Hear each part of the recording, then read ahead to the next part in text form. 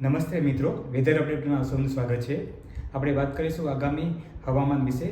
તો આગામી 3 થી 4 દિવસ ગુજરાતના હવામાનમાં ખાસ કરીને તાપમાનમાં વધારો થવાની સંભાવના દેખાઈ રહી છે. તો હાલમાં આપણે જોઈ શકીએ છીએ વેબસાઇટના માધ્યમથી તો અત્યારે મધ્ય અરબ સમુદ્રમાં એક એન્ટી સાયક્લોન સક્રિય છે.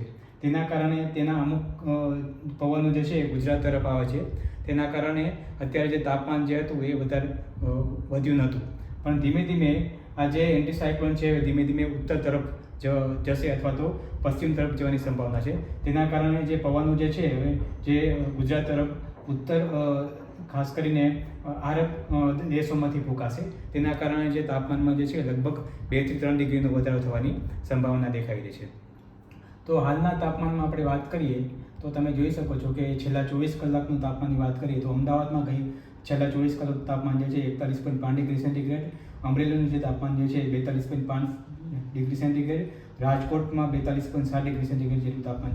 તો આપણે વાત કરીએ તો લગભગ મુખ્ય શહેરનું જે તાપમાન જે છે એ છેલ્લા 24 કલાકમાં લગભગ 41 થી 42 ડિગ્રીથી વધારે નોંધાયેલું હતું.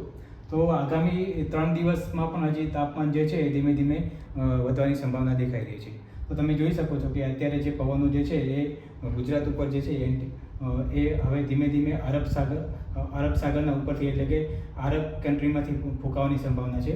તેના કારણે જે પવનો જે છે એ મુખ્યત્વે ઉત્તર પશ્ચિમના રહેશે. તેના કારણે જે તાપમાન જે છે લગભગ અત્યારે ગુજરાતના મોટાભાગના જે ભાગો છે તેમાં તાપમાન લગભગ 40 ડિગ્રી ઉપર રહેવાની સંભાવના છે. સાથે સાથે જે દરિયાકાંઠાના જે પ્રદેશો છે ખાસ કરીને દરિયાકાંઠાના જિલ્લાઓ છે તેમાં તાપમાન જે છે એ લગભગ 37 થી 40 ડિગ્રી સેન્ટીગ્રેડની રેન્જમાં રહેવાની સંભાવના દેખાઈ રહી છે.